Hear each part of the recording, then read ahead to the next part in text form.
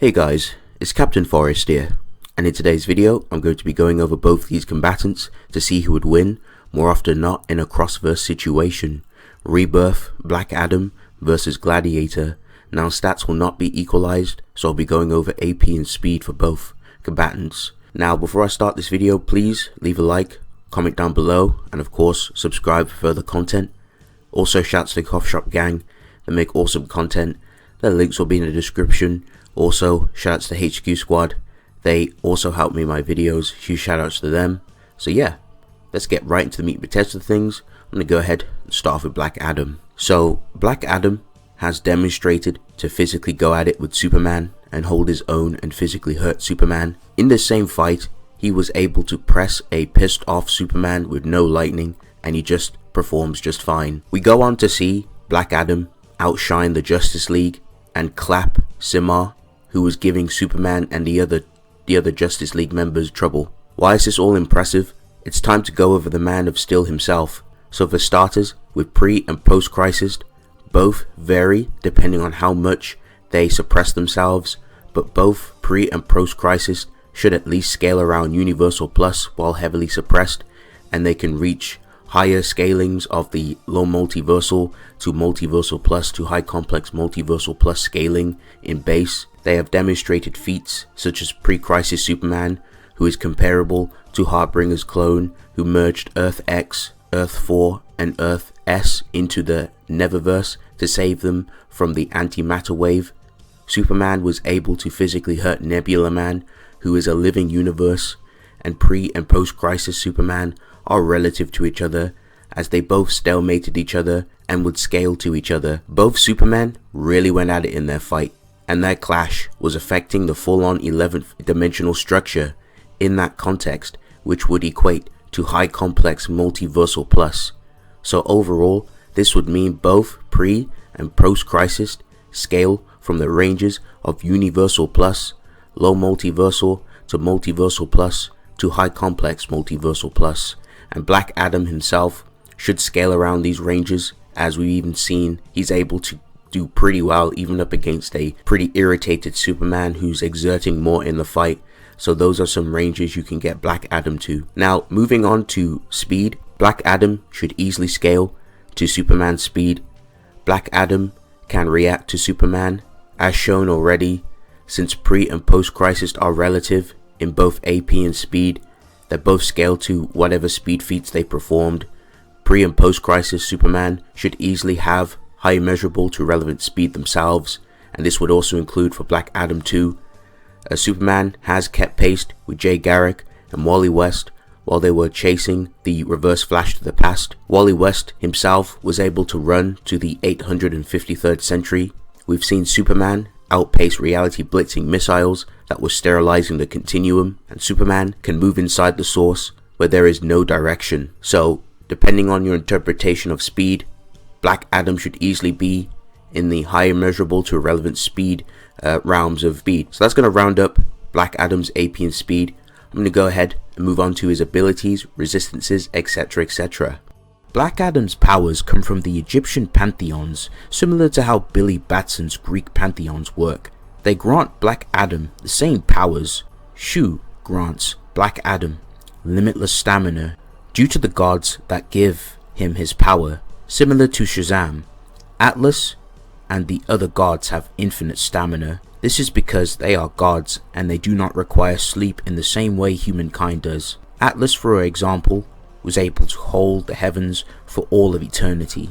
Hershef and Ammon grant Blackadam his incredible super strength, power and durability. Wisdom of Sephuit gives Blackadam information analysis and reveals hidden dangers and secrets, and guides Blackadam in combat and outside of any type of situation. Anpu grants Blackadam his incredible speed, and Menthu grants Blackadam his courage. Blackadam is virtually indestructible, and he can also fly. In order to take on such a form, Blackadam will call upon the name Shazam, which causes lightning to strike upon him, which turns him into this powerful warrior we see before us. Blackadam also makes great use of his magical lightning, as he can smite his foes with it. can also imbue his attacks with this magical lightning too. Blackadam can roast his enemies by imbuing them with lightning. Unlike Shazam, who is more compassionate and restrictive, Blackadam is ruthless, barbaric, and violent when it comes to battle. He will rip and tear into his opponents. He will rip them limb from limb. He will also rip the skin off their bodies, or straight up rip them in half. He can also perform the thunderclap too. Blackadam has demonstrated some really good tactics and skill in combat, being able to tear apart and ruin formations and target weak points. Blackadam also explains that the wisdom of Sephuit told Oriasis to dispatch of his enemy.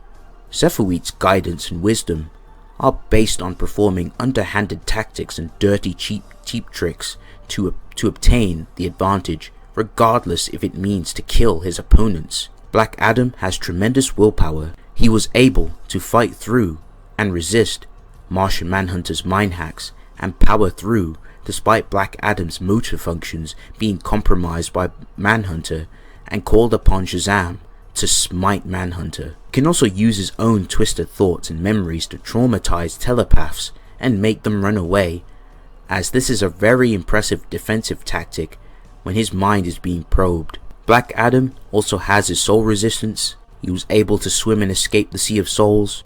Blackadam also was able to tank a spiritual attack from his enemy too. Blackadam has endured being tormented and tortured by scientists for an extended amount of time, and upon release, he was ready to exact his revenge on them too. Booster Gold notes that the Thunder Missile that carries nanites that is designed to shut down Blackadam's motor functions in his brain would not work. Just goes to show how impressive Blackadam is in terms of his resistance, tenacity, and resilience. So that's going to round up the Egyptian god and the Egyptian ruler Blackadam.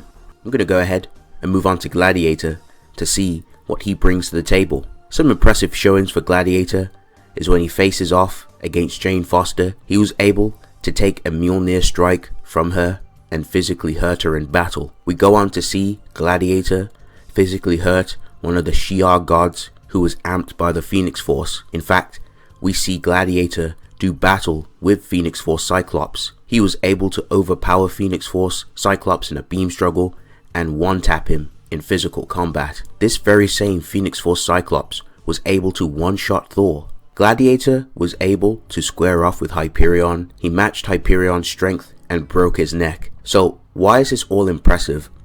Well, you're about to find out. So first, I'll start off with some of the feats that these characters have performed. So Thor has demonstrated some phenomenal feats throughout the comics, even before becoming king. For starters, we've seen Eric Masterson Thor clash with another Thor from the future. Their clash produced energy that simultaneously affected all planes of reality and stretched across the entire cosmos. The Asgardian god of thunder shivered the 9 realms during his battle with the Midgard serpent. Asgard on its own is beyond space, time, and all known dimensions and mortal man's wildest dreams of reality. In fact, a quantum cosmologist doesn't understand the true nature of what Asgard is. Thor is strong enough to dent the Silver Surfer's forehead. We've seen a serious Silver Surfer contend with Loki. The same Loki is capable of simultaneously affecting every conceivable astral and metaphysical plane. Loki also stated that the Silver Surfer is no match for Thor. This is also impressive for Gladiator, as he was able to take an attack from an annoyed Silver Surfer and also do battle and match him equally in AP. The reasons why Gladiator breaking Hyperion's neck is impressive is because this very same Hyperion was able to survive the destruction of 2 entire universes. One day, his universe and another started colliding. While he was trying to prevent the destruction of his reality, he was left in a void of destroyed universes, floating in nothingness. There are numbers greater than infinity, and just like in mathematics, a universe is trans-infinite, existing infinities higher than other infinities. A universe comprising a whole multiverse and the metaversal spaces. So depending on your interpretation of Marvel and where you have it in terms of cosmology, Gladiator would range from high hyperversal plus, low outer to outer versal. So it's very impressive for him. Now as for speed, Gladiator should easily range from infinite speed to immeasurable speed. Gladiator can tag Phoenix Force Cyclops, who can tag Thor. Thor himself was able to hear a prayer from a universe away. After hearing the prayer, Thor travels across the universe within minutes. This would mean that Thor traveled an infinite distance in a finite amount of time. The universes in Marvel Comics are infinitely large. Gladiator can contend with Silver Surfer in AP and speed in combat. This same Silver Surfer can time travel with his raw speed alone. So that's going to round up Gladiator's stats. I'm going to go ahead and move on to his abilities. So Gladiator's level of power and his uses of his abilities are determined by his confidence. He gains invulnerability with his confidence. He can perform heat vision, which can vaporize you on an atomic to subatomic level. He has demonstrated the ability to use super breath and blow a gust of wind to blow back or freeze his opponents. Gladiator has enhanced senses.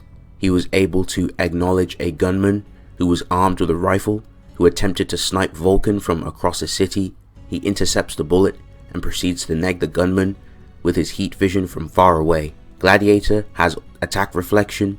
He was able to reflect a blast from Thor's hammer using his chest. Believe it or not, folks, Gladiator is quite skilled, proficient, and smart when it comes to combat. During his fight with Hyperion, he was able to outskill and beat Hyperion via breaking his neck. Iron, an advanced robot with information analysis, compliments Gladiator, saying his combat skills are good. During combat, Gladiator has demonstrated different tactics to try and sway the advantage to his side. He will use underhanded tactics such as eye poking, and also attempts to remove his opponent from battle via BFR, such as trying to BFR the Hulk into outer space. Gladiator has instinctive reaction. He was able to instinctively dodge Nightcrawler while being hurt by Storm's solar winds. Now, for resistances, Gladiator is resistant to magic. Strotians have an inherent weakness to magic, which affects their confidence, and a young Gladiator was able to resist a magic attack with his confidence unscathed. Gladiator has been able to resist his confidence being challenged on a good few occasions as well. So that's going to round up Gladiator. I'm going to go ahead and move on pretty much the analysis and talk about who would win more often than not in a crossverse situation. Gladiator, in terms of attack potency, he should have AP. He has higher AP than Blackadam. So the high hyperversal plus low outer to outer versal is just way above what Blackadam has in terms of physical AP. Now in terms of speed, I do lean more so with Blackadam. He should have the speed edge pretty easily. High measurable to relevant speed, I think he has speed pretty easily in this fight. Now in terms of win cons, Gladiator has his raw attack power, his heat vision, his super breath. His confidence also help him too. Blackadam has win cons and advantages. He has his Egyptian pantheons, especially Wisdom of Sephiroth, his magical lightning and speed. Now, looking at this fight and going over both interpretations, for Gladiator side, all it takes is just one grab or one punch from Gladiator and it will completely one-shot and no diff Blackadam. But from looking at the stats and in character arguments, if we give Blackadam his irrelevant speed scaling, he would literally just statue and blitz Gladiator. And I think Gladiator is going to have a hard time being able to even touch Blackadam with such a raw difference in speed. Now I want to talk about the magic in DC, as I think this point is very important. The God Sphere makes up the magic in the universe. Magic is the fundamental power of creation and belief in the multiverse. It is tied into every aspect of existence. Because of this, Blackadam's magical lightning is far more fundamental compared to ordinary standard magic that Gladiator has resisted. Gladiator has not demonstrated the ability to resist magic on such a fundamental level. Those lightning strikes will put in work on Gladiator and he will start to feel those strikes. Now of course this isn't a no limits fallacy based off how magic works and based off looking at things from a metaphysical standpoint, so it's actually a lot more intricate when you break it down more so. So I definitely think the lightning is going to definitely affect Gladiator and make him feel it and hurt him. So the wisdom of Sephiroth will tell Blackadam how to defeat Gladiator. It will expose Gladiator's weaknesses so that Blackadam does not go in blind and lose. Blackadam, in combination with his raw speed and lightning, he will begin to trash talk Gladiator.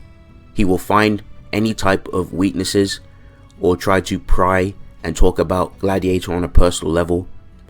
This could also challenge Gladiator's confidence, and it could even start to make it dwindle and make him doubt himself, which will give Blackadam the opening to sucker punch Gladiator and one-shot him. Now, since Gladiator is slower than Blackadam, this will also help Blackadam in a way, because Blackadam can feign and bluff and use this to his advantage to sway and weighing down Gladiator. And once he one-shots Gladiator, he's just going to pick him up and roast his ass with lightning. So more often than not, based off what I've seen and looking at things from a fundamental standpoint, I have to lean more so with Blackadam. Yes, he may have a bit of an issue in the physical AP department, but when it comes to his magical lightning and how magic works in DC, it is far more fundamental than what Gladiator has shown to resist. So more often than not, I have to lean more so with Blackadam. Plus Blackadam has the sheer speed edge. Even if we downplay Blackadam and say he has immeasurable speed only, he would have higher layers into it. He has far more impressive layers into immeasurable, so I think he still blitzes regardless. So yeah, those are my thoughts. Thank you guys for watching. If you guys enjoyed this video, please leave a like, comment down below, and of course, subscribe, and I'll see you guys in the next one. It's been real.